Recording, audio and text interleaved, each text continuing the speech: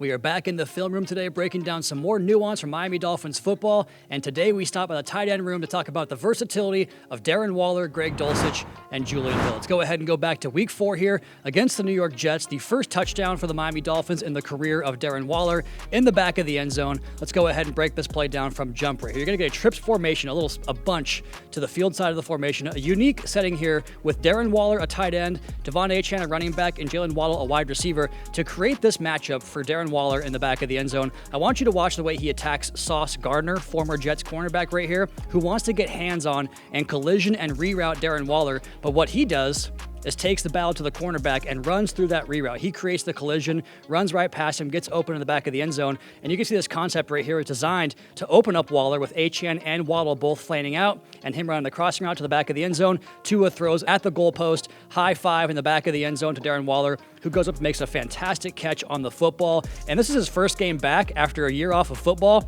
and he has the field awareness to put his feet in the back of the end zone. That's innate ability right there to get those feet down on the touchdown catch. A rare athlete with rare ups and great ball skills. Let's go ahead and fast forward to the very next game against the Carolina Panthers. They're going to have another 3 receiver set here to the field side of the formation, with Jalen Waddle, the 2 to the slot, Darren Waller, the 3, the closest slot in tight to the formation. And I want you to watch the way Waddle's route influences this deep half-field safety.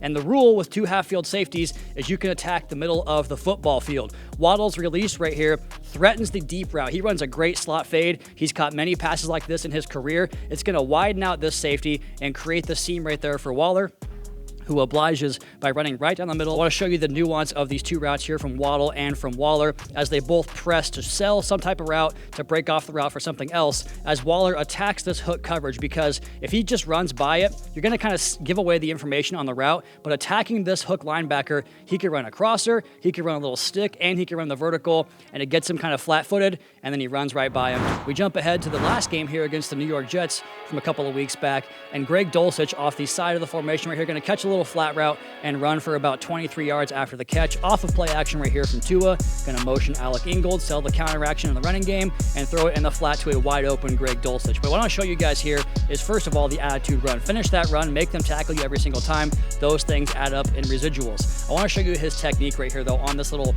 chip and release into the flat. He has to sell the run action here, that he's blocking that edge. He wants to sell the action. We're kicking the edge out in the running game, and what he's going to do is bring both feet. Sometimes guys will get overextended or kind of lean out over their skis a little bit here. He resets the feet and brings them with him to the party to make this block, stack and shed him, and then almost like a pass rusher, he's going to stack, shed, and then swim off the move there and get himself into space and then turn into a threat after the catch as a really good ball carrier there, Greg Dulcich. Let's go ahead and jump ahead to this play against the Ravens that shows you more of that good footwork and pacing and timing and sinking of the hips as a route runner. He's in the slot right here, going to run a little in route on the linebacker for a nice catch and run here. I want you to look at the way he sinks his hips and sells this route. He's not really giving you any indication he's going to break this thing off. He's not shortchanging the route by getting flat right there right away. He's going to press a linebacker and break this thing off, and then ends up stacking the linebacker, which you'll see is so important on this throw because Tua has to trust that he stacks him and keeps this defender out of the passing lane so he can fit it in there for a big completion. So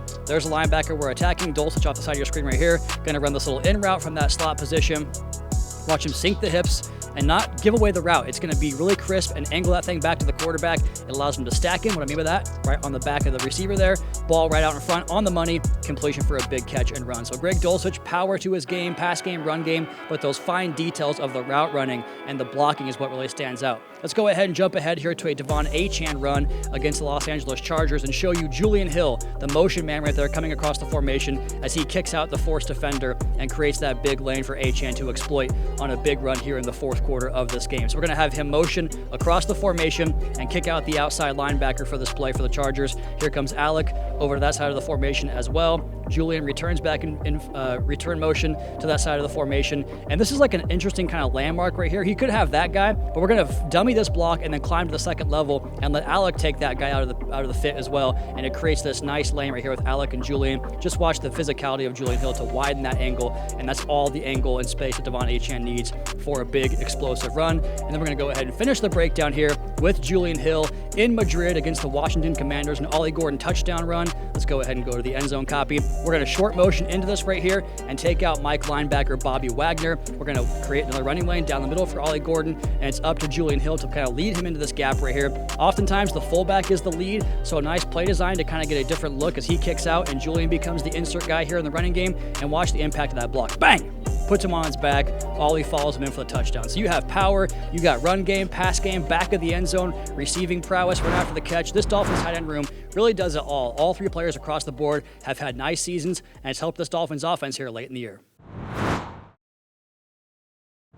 This week's Opponent Spotlight, presented by Govee. We are joined by The Athletic's Paul Dehner to talk about Dolphins and Bengals. And Paul, first off, kind of a crazy weekend up there in Cincinnati as the team was trying to keep slim playoff hopes alive. They didn't really show up for the game against the Ravens, and now they are on the outside looking in like the Miami Dolphins, Paul. So welcome into the show, first off. And can you just kind of take us through what the weekend was like up there in Cincinnati? Not great. Yeah, no, not great. It was kind of one of the worst individual days you can imagine that a team can have in terms of, they were still hanging on to some playoff hope when Baltimore came into town. They had lost a heartbreaker in Buffalo. I think the one that they felt like they should have won, and the Bills were able to pull that off on them despite, Joe Burrow playing really well and them having a 10-point lead midway through the second half of that one. And so they felt like, though, okay, it's still not over. If they can beat the Ravens and get some things to fall their way, maybe they can go on a run. And they don't just lose. They lose 24-0. Burrow's shut up for the first time. He looks lost, nothing like his normal self, I should say. So yeah, not great. Not a great weekend for the Bengals as they try to figure it all out of where they go from here now. Yeah, this is the time of year where this kind of stuff starts to happen around the league, right? You get teams that are clearly going to the playoffs, teams that are clearly not, and getting ready for the 2026 offseason. And for the Bengals, that time has come now. And I think it's so interesting in this league how much things can change from a perception standpoint over the course of a week or two. Like, we just played the Pittsburgh Steelers, and 2 weeks ago they were talking about the future of their head coach and whether or not this team was going to compete. And now here we are, they're on top of the division and feeling pretty good about their chances. What do you think is the state of the Bengals right now? You talked about Joe Burrow and kind of the press conferences, right, that he's had the last couple of weeks, and the loss of the Ravens. Where is the state of the Bengals psyche at right now? They're down bad, I guess you would say. I mean, they're just, this was not what this year was supposed to be. I mean, they had brought back an offense that had a ton of continuity from a great 2024 season, but their defense had let them down. So they blew out Lou Anarumo, hoping that Al Golden could come in as defensive coordinator and connect a little bit better with a very young team. Well, that young team got younger, and it wasn't Lou Anarumo's fault. And the defense through the first 10 weeks was not just bad, not just the worst in the league this year, truly historically bad. The worst defense that this league has seen through 10 weeks ever, that by DVOA. They have been better since the bye. They're kind of like a below average defense now instead of one of the worst the league's ever seen. So that's improved a little bit. But, you have what happened on Sunday, and everybody's wondering about Joe Burrow's psyche about being here. About this team. And he said none of it, what he had to say had to do with Cincinnati, but clearly he's in a very weird place mentally and in coming to terms with another really challenging rehab that he came back from, and came back with no real shot of making the playoffs because the team went 1-8 without him despite Joe Flacco playing well. So knowing Joe Burrow's history, it seems like Sunday is kind of a spot for him to kind of have that bounce back game. And to do that, he'll need to have all of his weapons. What's T. Higgins' status looking like coming into this game? He missed last week in the concussion protocol after his head hit the turf a couple times in the Buffalo game. Do you anticipate they'll have Higgins for the game on Sunday? Don't know. I mean, I truly don't. I don't think they do. He's in the protocol, and he had just, that was his first game back from a concussion, so he missed a Ravens game on Thanksgiving because he'd had a concussion the week prior, came back against Buffalo, played, hit his head a couple times, and after the game ended up having concussion symptoms, was checked. It's just going to be a different conversation in terms of him coming back out of the protocol now. So I don't know whether he could be available or not. He was involved in practice in a limited capacity last week, so that suggests maybe, but we just don't know. My guest today is Paul Dehner from The Athletic, and I have one last question for you here, and it kind of goes back to a statement you made earlier about the Bengals defense. You talked about play action, the tight ends, misdirection. Like, I know the Dolphins are coming off of a pretty rough performance offensively on Monday night, but those are all the things that the Dolphins got going over their 4-game winning streak with Al Golden's defense. What's your expectation for this game on Sunday? You talked about them playing better over the last couple of weeks. Can they slow down Achane and the Dolphins offense, you think?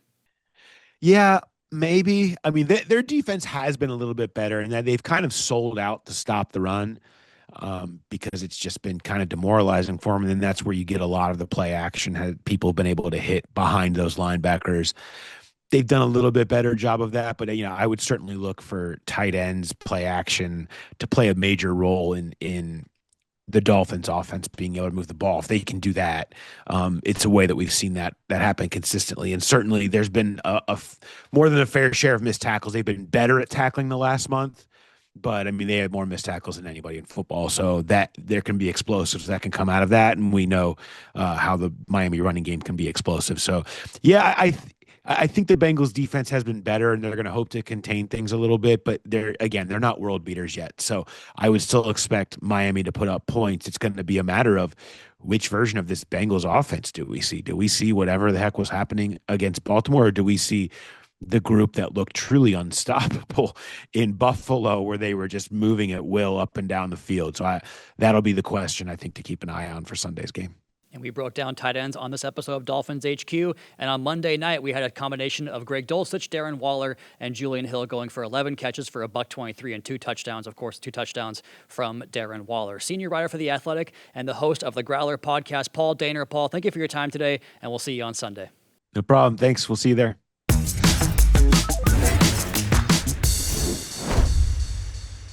Week 15 in the National Football League had all kinds of fun games and big plays. We want to take a look at 2 of those plays this weekend and break them down for you right here on Dolphins HQ.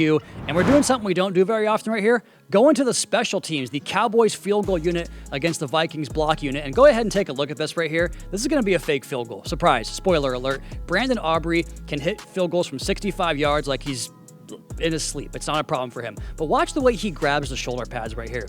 He does this on every single field goal. So we're telling a story right here. It's a poker hand, right? We're telling you one story, and we're going to bluff you in a different direction. What I want you to also watch here off the edge is the way the Vikings collapse this field goal block attempt right here. They come after opposing field goal teams, and the Cowboys knew that. So they're going to dummy this block right here and sneak him into the route and get Brandon Aubrey out in space right here on a little flip over the head, a little trickeration, and he runs for the first down. First off, I feel like in the NFL, we don't have a lot of this anymore, so I'm all for the silliness of this and the effectiveness of it. But what I want to really point out right here is, hey, Brandon Aubrey, great kicker, probably an all-pro this year. First down, absolutely.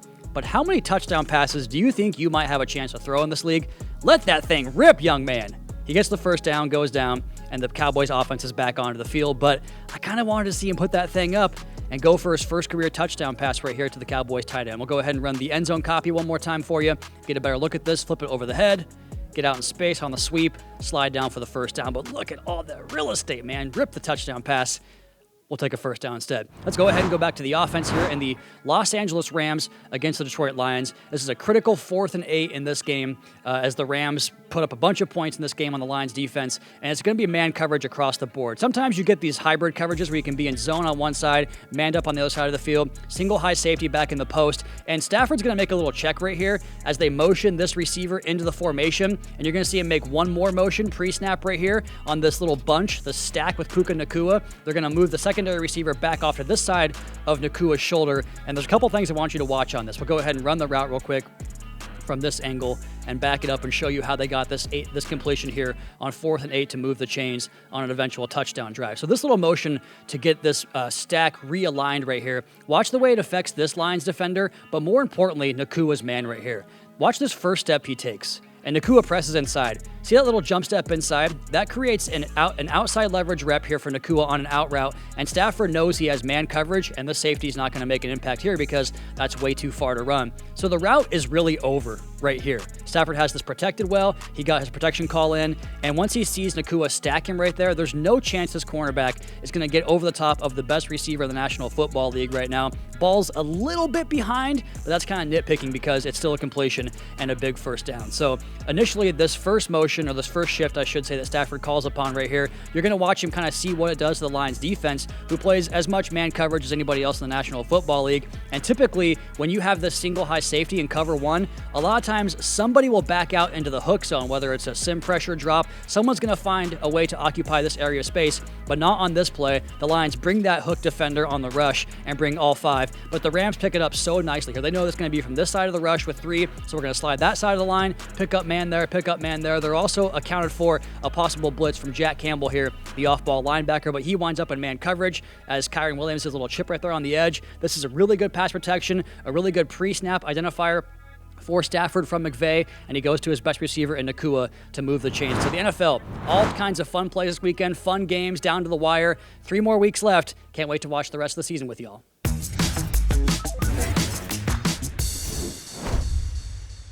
It is the holiday season, and that means more football than you know what to do with. NFL games all over the December calendar and the start of the college football playoff. So we thought we'd tap into the college game and tell you about some of my favorite players to watch in this year's run for the championship and who might make that step to the pros in next year's NFL draft. We're going to focus on the top 4 seeds today and hone in on a few players from the top teams in the country who might hear their names called early next April, and it starts with the Ohio State Buckeyes.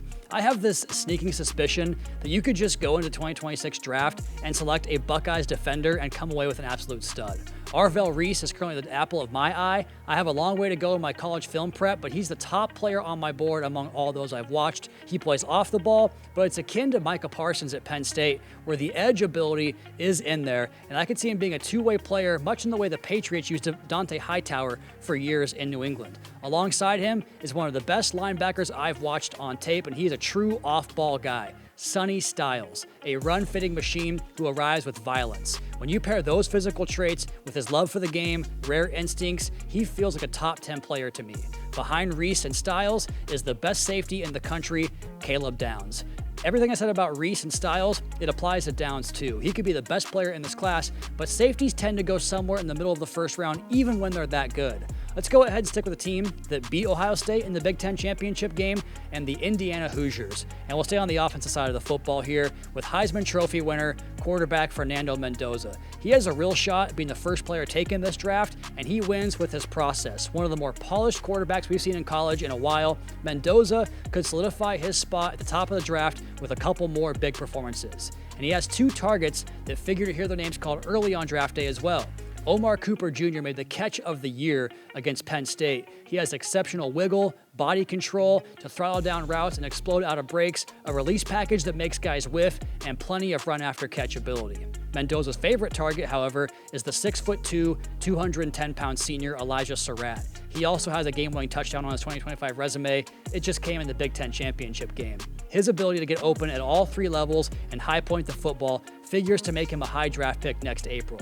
There are great matchups throughout this playoff, and we'll cover them more in depth on this show, but also on the Drive Time podcast. Merry football season, everybody. Enjoy the games. That'll do it for us here on this episode of Dolphins HQ from the Baptist Hill Studios. Don't forget to check out the Drive Time podcast, hosted by yours truly, available 5 days per week, wherever you get your podcasts. Subscribe to the Dolphins YouTube channel for new episodes of Mic'd Up, Coach McDaniel breakdowns, and media availabilities. We'll see you next week to prep for a holiday I-75 matchup at Hard Rock Stadium against Tampa Bay Buccaneers. Enjoy an exciting week in the NFL, and we'll see you back here soon.